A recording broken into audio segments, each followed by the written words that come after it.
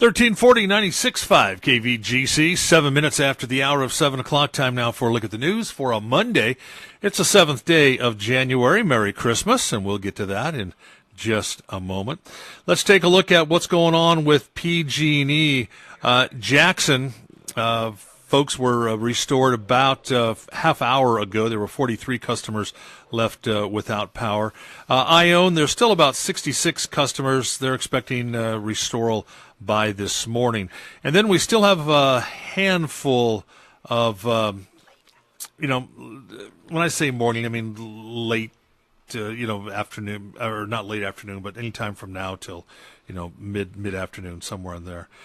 Taking a quick look at the other areas, we have a handful of customers in Pine Grove, McCallum Hill, Railroad Flat, Sutter Creek, Valley Springs. 100 customers in Murphys, though, and no estimated time of restore for those areas. Now, PG&E crews working as quickly and safely as possible to get this power back on. Again, if you are without power still, you can call PG&E, let them know about it, and if you're out of one of these areas here. But anyway, that's the way it looks right now. Ione, estimated restoral sometime between now and early afternoon, and then still no time for those, again, the handful of customers there. So, JD, what do you have for us in the way of traffic today? What's going on with that? You know what? As far as incidents go, we don't have a whole lot going on. Amador, could I interrupt you for just a minute? Yeah. I just got an update from PG&E. Ione expected sometime by 4 o'clock this afternoon. So okay, let's extend that. Ione sometime before 4 this afternoon. Yeah, it looks like they just made that change recently. As far as any current incidents go, not a whole lot going on traffic-wise, but we've been talking about what's been going on up on Highway 88.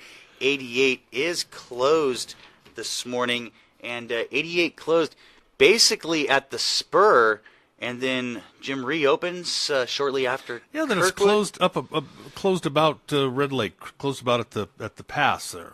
Okay, so coming down, you'll get to, so there's a short section. If you're at Kirkwood, you got a couple miles you can travel back and forth between, yeah.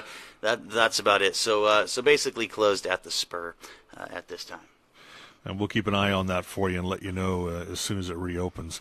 Tell you what, I was in it yesterday, and it was just dry, deep powder. It was beautiful. If you're a skier, you're going to love it if you can get to it today. So, well, just before 6 o'clock on Saturday, fire crews were called out to the report of a structure fire along Highway 88 across from Lee's Chinese Restaurant. When they arrived, they confirmed there was indeed a fire and flames, but it was from a large debris pile. Fire crews realized after speaking with the owners of the property it was a legal control burn. In fact, the burn was still going yesterday afternoon when I went through the area. 2 state engines along with local fire crews and water tenders were staged in Lee's parking lot until they were able to sort things out. Well, another new court date may soon be on the books for Carl Carlson. At his request, a trial date of February 13th was vacated last week in Calaveras Superior Court, and a new trial date of June 5th proposed. Judge Thomas Smith set a trial-setting hearing for January 11th to confirm the date or select a new one. Calaveras DA Barbara Yoke said she would have to confirm the proposed date with prosecution witnesses expected to testify. Now, during his last court appearance on December 18th, Carlson, against advice of his attorneys, asked his trial be held within the next 60 days. Carlson's public defender, Tony Salazar, said he and public defender Lee Fleming had initially planned to file a continuance motion for the trial after Carlson pulled the time waiver against his advice.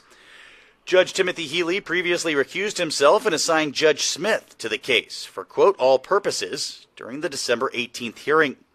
Jury selection and the trial is estimated to last about a month. Carlson, accused of murdering his wife, Christina Carlson, by starting a fire at their home in Murphys back in 1991 to collect a $200,000 life insurance policy in her name. Well, today's the day Jackson celebrates its second Christmas. Mir Boží, Christos rodi. Peace of God, Christ is born. That's Deacon Tom Paul of the St. Sava Serbian Orthodox Church in Jackson, where Christmas services for Orthodox Serbians will be celebrated today. The Serbian Orthodox faith follows the Julian calendar, putting Christmas 13 days after December 25th on January 7th. The church held traditional Christmas Eve ceremonies along with the blessing of the Yule log last evening and celebrates Christmas Mass today. Members of the Serbian faith from all over the nation have traveled to Jackson this week to join with our local Serbian population to carry on traditions of their ancestors. Many of those ancestors came to America and our area to work as hard rock miners in the 1800s and built a church, the first Serbian church in North America, where they could practice their faith. That church still stands today on North Main Street here in Jackson. Čestitno Božić, sretna Nova godina. Happy Christmas and Happy New Year. And also today, Jackson residents can expect the traditional Serbian Christmas celebration down historic Main Street, complete with gunfire. The tradition goes back many years when Serbian community members would use gunfire to celebrate the birth of the Christ child and announce their homes were open and welcome to visitors. As a tribute to their forefathers, a number of young Serbian men here locally, escorted by the Jackson police, will hold a procession down Jackson's Main Street today at noon, complete with gunfire from black powder rifles and shotguns. Don't worry, folks, they're all blanks. And 8 people elected by Calaveras County voters in November held up their right hands and swore their oath of office to the public Friday morning in San Andreas. Newly elected District 3 Supervisor Marita Calloway, Sheriff Rick DeBasilio, Assessor Leslie Davis, Auditor Controller Rebecca Collin, Clerk Recorder Rebecca Turner, District Attorney Barbara Yoke, Treasurer Tax Collector Barbara Sullivan, and new District 5 Supervisor Ben Stopper. All were sworn in. With the swearing in of the 2 new supervisors, Calaveras County's take on marijuana could do a 180. The Board of Supervisors voted 3-2 to ban commercial cannabis cultivation activities about a year ago. Supervisor Gary Toffanelli in District 1, Supervisor Dennis Mill, District 4, and then Supervisor for District 5, Clyde Clapp, voted for the ban. Jack Garamendi in District 2, and then Supervisor of District 3, Mike Oliveira, voted to oppose it. I got a question for you. Yes. Did you receive a new Android-style cell phone for the holidays, or do you have one you No, just I want to didn't. learn more about? No. Maybe you know someone who does. If so, a beginner class on Android devices instructed by Nettie Fox will be offered by ACRA at the Health and Human Service Building, Conductor Boulevard in Sutter Creek, today, this morning, from 9:30 Hurry. to 11:30. This is for all ages, young, middle-aged, old, all welcome. The cost only $20 per person.